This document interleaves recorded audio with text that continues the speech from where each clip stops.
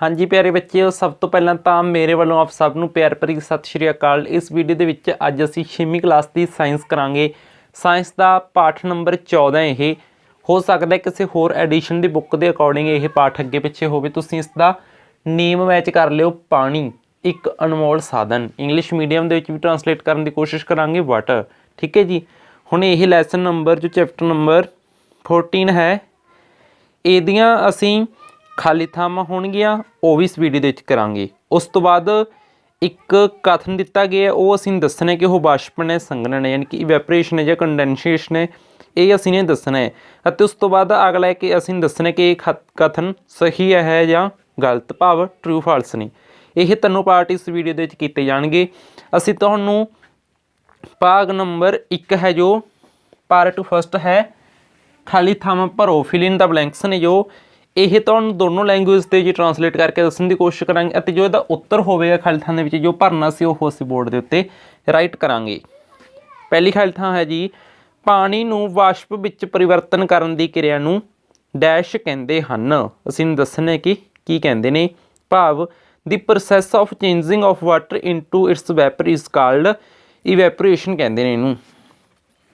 देखो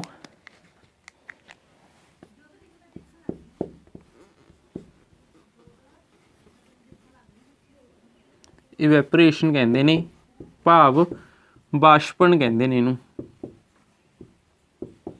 ठीक है जी। उस तो बाद है सैकेंड खाली थां साडे कोल, the process of changing water into water vapours into water. Water vapours होंदे ने जिहड़े, उन्हां नूं जदों वाटर दे विच बदलदे आ तां उहनूं कहंदे ने कंडेंशन। कंडेंशन कंडेंसेशन कंडेंसेशन भाव संघनन, इनू कहने जी असीं संघनन। जदों देखो इनू दोबारा समझो, जदों तां पानी तो वाष्प बने तो वह वाष्पन है, जदों वाष्पन तो पानी बने तो वह संघनन है। कहने का भाव जदों वाटर से जिहड़ा वह वैपरस दे विच कन्वर्ट किया, चेंज किया ना, इवैपोरेशन है। एंड जद असीं वाटर वैपरस ने जिहड़े वाटर वैपरस उन्होंने वाटर दे विच चेंज कर दें तो वह कंडेंसेशन है। इस तरीके नाल असीं ने करना सी। नैक्सट है साडे कोल, no rainfall for a year or more may lead to dash in that region. जदों किसी खेतर दे विच कई सालों तक मीह नहीं पैंदा तां उत्थे की हो जाता है, भाव की चीज़ की कंडीशन उत्थे पैदा हो जाती है, उत्थे जिहड़ा सोका पै जांदा। की पै जांदा जी? सोका। इंग्लिश मीडियम वालों के लिए दस दी, इहनूं कहने ड्राउट। ठीक है जी। इस तरीके नाल तुसीं लिख सकते हो। DROUGHT है, स्पैलिंग मिसटेक नहीं करनी। नैक्सट है साडे कोल, एक्सैसिव रेन्स मे काउज। जब लगातार काफ़ी मात्रा दे विच मीह पैंदा रहे लगातार, तां उत्थे की आ जांदे ने हड़, यानी कि फ्लड्स। चौथी खाली थां होवेगी फ्लड्स, हड़ां की स्थिति पैदा हो जाती है। ठीक है जी। इस तरीके नाल असीं दोनों मीडियम्स के ट्रांसलेट करके कराने की कोशिश की है। उस तो बाद जो सैकेंड पार्ट है, state for each of living whatever it is due to evaporation and condensation. असीं दसना कि यह वाष्प की क्रिया होवेगी जां इत्थे जां संघनन की। पहला है जी, ठंडे पानी नाल भरे गिलास के बाहर रीतल उत्ते पानी दियां बूंदां दिखाई दिंदियां ने। पानी का गिलास भर दिंदे असीं, बर्फ वाला पानी पाता तो वो बाहर बूंदां आ जांदियां ने। उन्हां बूंदां नूं असीं की कहने, उन्हां नूं असीं कहने कंडेंसेशन। सैकेंड पार्ट का फस्ट है ये कंडेंसेशन कहने इनूं, कंडेंसेशन भाव संघनन कहने इनूं। ठीक है जी। उस तो बाद सैकेंड है,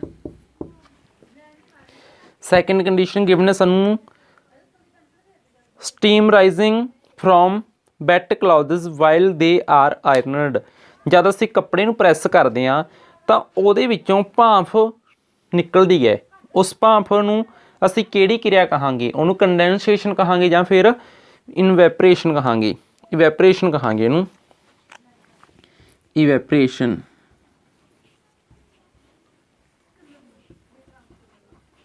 भाव वाष्पन। उस तो बाद थर्ड है साडे कोल, थर्ड है जी fog appearing on a cold winter morning. ਜਦੋਂ ਸਰਦੀ ਹੁੰਦੀਆਂ ਨੇ, ਸਰਦੀਆਂ ਠੰਡ ਦੇ ਮੌਸਮ ਹੁੰਦਾ ਹੈ, ਉਸ ਮੌਸਮ ਦੇ ਵਿੱਚ ਸਵੇਰੇ ਧੁੰਦ ਹੁੰਦੀ ਹੈ, ਕੋਰਾ ਹੁੰਦਾ ਜਮਿਆ ਹੋਇਆ, ਉਹਨੂੰ ਕਿਹੜੀ ਕਿਰਿਆ ਕਹਾਂਗੇ? ਉਹਨੂੰ ਕੰਡੈਂਸੇਸ਼ਨ ਕਹਾਂਗੇ, ਕੋਰੇ ਨੂੰ ਕੰਡੈਂਸੇਸ਼ਨ।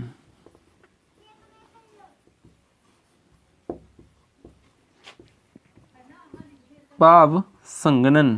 ਪੰਜਾਬੀ ਮੀਡੀਅਮ ਅਤੇ ਇੰਗਲਿਸ਼ ਲਈ ਦੋਨਾਂ ਲਈ ਲਾਹੇਵੰਦ ਹੋ ਸਕਦੀ ਇਹ ਵੀਡੀਓ।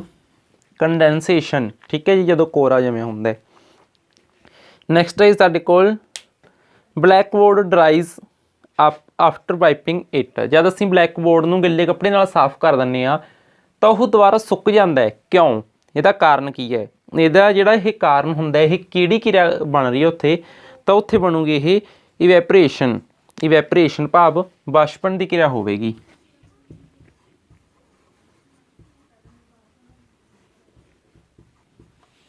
ਵਾਸ਼ਪਣ ਦੀ ਕਿਰਿਆ ਹੋਵੇਗੀ ਉਹ।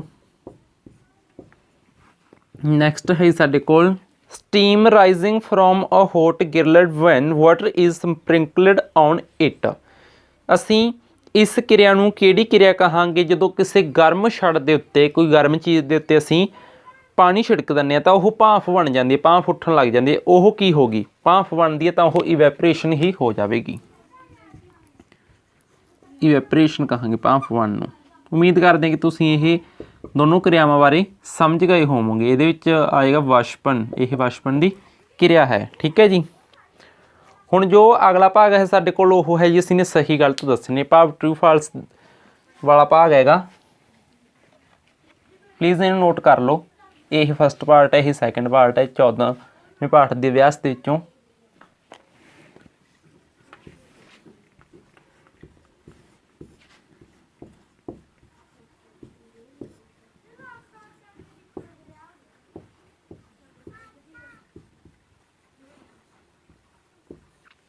थर्ड पार्ट है जी ट्रू फॉल्स। ट्रू फॉल्स वाला पार्ट करांगे असीं हुण।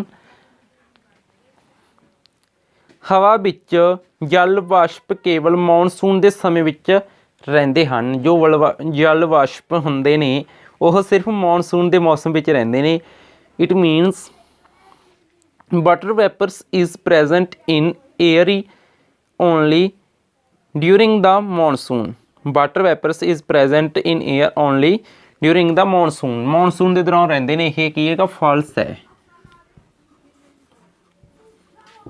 भाव गलत है यह गल, क्योंकि वाष्प ने जिहड़े वो हमेशा ही रहिंदे ने, ठीक है जी। उस तो बाद सैकेंड है water evaporates into air from oceans rivers and lakes but not from the soil. भाव इहदा मतलब की है कि पानी महासागरां, नदियां अते झीलां तो वाष्पित होकर हवा विच मिलता है, परंतु भूमि तो वाष्पित नहीं हुंदा। यह भी की होवेगा? गलत ही होवेगा।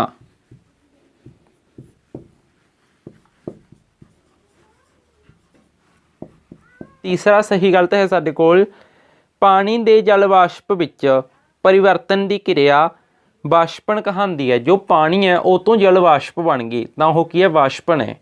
कहने भाव इवैपरेशन है वो, तो यह सही होवेगा। इन्होंने इवैपरेशन ही की है ना, तो वो सही होवेगा। भाव ट्रू है ये। इत्थे जल तो यानी कि पानी तो पानी दे वाष्प बने ने तो वो सही है। उन्होंने असीं की कहने? वाष्पण कहने, यानी कि इवैपरेशन कहने आ, ठीक है जी। उस तो बाद जो नैक्सट है साडे कोल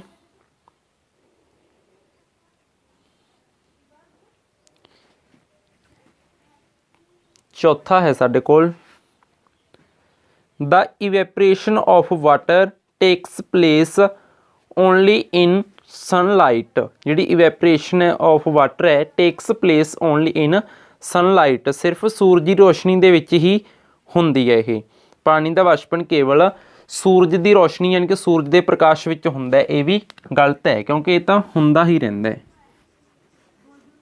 फॉल्स, इट मीनस गलत। जो नैक्सट है साडे कोल ओह है जी हवा की उपरली ਠੰਡੀ ਪਰਤ ਵਿੱਚ ਜਲ ਵਾਸ਼ਪ ਸੰਘਨਿਤ ਹੋ ਕੇ ਛੋਟੀਆਂ-ਛੋਟੀਆਂ ਜਲ ਦੀਆਂ ਬੂੰਦਾਂ ਬਣਾਉਂਦੇ ਹਨ। ਮੀਨਸ ਦੇਖੋ water ਵੈਪਰਸ condenses to form teeny droplets of water in the upper layer of air where it is cooler. It is true. ਇਹ ਸਹੀ ਹੈ। ਠੀਕ ਹੈ ਜੀ। ਇਸ ਤਰ੍ਹਾਂ ਇਹ ਜੋ ਇਹਦਾ ਬੁੱਕ ਵਰਕ ਸੀ ਉਹ ਤਾਂ ਅਸੀਂ ਕੰਪਲੀਟ ਕਰ ਲਿਆ ਹੈ। ਇਹਦੇ ਜੋ ਪ੍ਰਸ਼ਨ ਉੱਤਰ ਨੇ ਉਹ ਅਸੀਂ ਨੈਕਸਟ ਵੀਡੀਓ ਦੇ ਵਿੱਚ ਕਵਰ ਕਰਾਂਗੇ। ਉਸ ਵੀਡੀਓ ਨੂੰ ਤੁਸੀਂ ਪੂਰਾ ਜ਼ਰੂਰ ਦੇਖਣਾ। ਇਹ ਵੀਡੀਓ ਤੱਕ ਦੇਖਣ ਲਈ ਤੁਹਾਡਾ ਸਾਰਿਆਂ ਦਾ ਬਹੁਤ ਬਹੁਤ ਧੰਨਵਾਦ।